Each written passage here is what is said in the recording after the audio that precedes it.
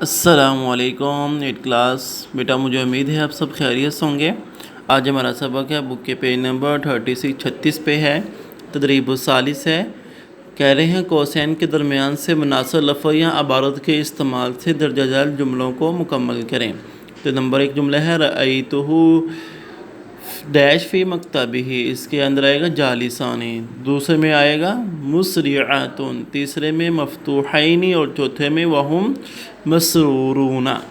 Clear بیٹا؟ یہ آپ نے جو ہے وہ خالی جگہ اس طرح پر کر لینی ہے، یعنی جملے ان کو مکمل کر لینا ہے ایسے۔ اس طرح تدریب الرابع کہہ رہے ہیں کہ درجہ جملے سے جملے کو پڑھیں، پھر اس میں حال کا تعین کریں، پھر اس حال کی قسم بیان کریں۔ ٹھیک ہو گیا؟ کلیئر بیٹا؟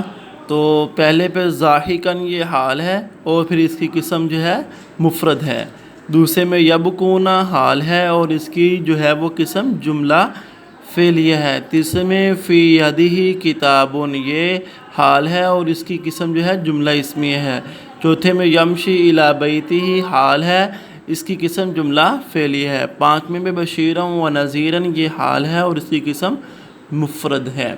کلیئر بیٹا؟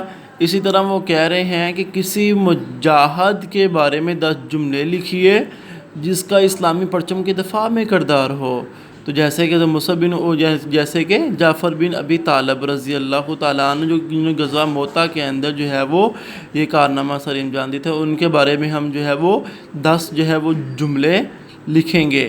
تو میں ان کی جو ہے وہ آپ کو تصویر سینڈ کر دیتا ہوں بیٹا، آپ نے اس کی مدد سے جو ہے وہ اس کو یہ ہے وہ دیکھ لینا ہے، پھر اس کو پڑھ کے اس کو اپنی اسلامیت عربی کی نیٹ کاپی کے اوپر خشک کر کے اس کو اس پورے جو ہے مضمون کو لکھنا ہے۔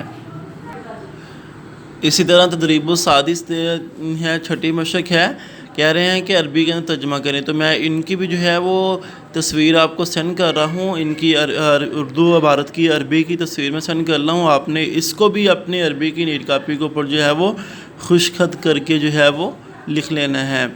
تو آج کا سبق کتنا ہے بیٹا؟ آج ہمارا ورکنگ ڈے کا لاسٹ ڈے تھا۔ آپ نے کیا کرنا ہے کہ کل سے آپ کی پہلی چھٹی ہے، 22 سے لے کے 27 تک عید کی چھٹیاں، 28 کو انشاءاللہ پھر دوبارہ ہم جو ہے وہ اپنے سبق کا اپنے جو ہے وہ کلاسز کا آغاز کریں گے۔